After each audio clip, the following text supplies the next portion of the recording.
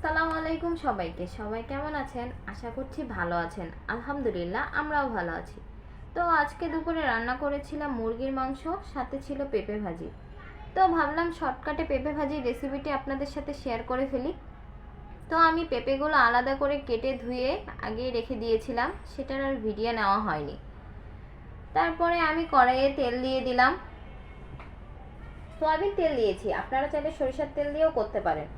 তারপরে এখানে আমি পেঁয়াজ কুচি দিয়ে দিলাম, সাথে কেটে রাখা কাঁচামরিচও দিয়ে দিয়েছি।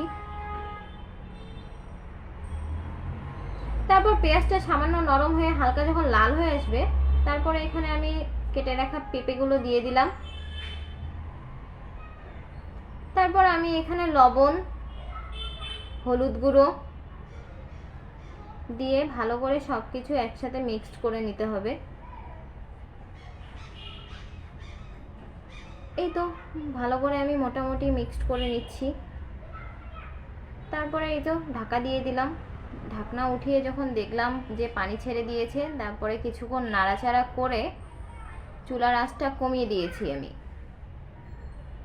হালকা আঁচে আছে এখন আমি এটাকে ভেজে নেব।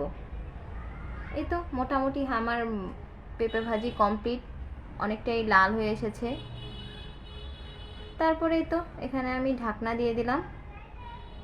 তো এই যে আমার শর্টকাট পেঁপে ভাজি রেসিপি, সবার কেমন লাগলো অবশ্যই জানাবেন। আল্লাহ হাফেজ।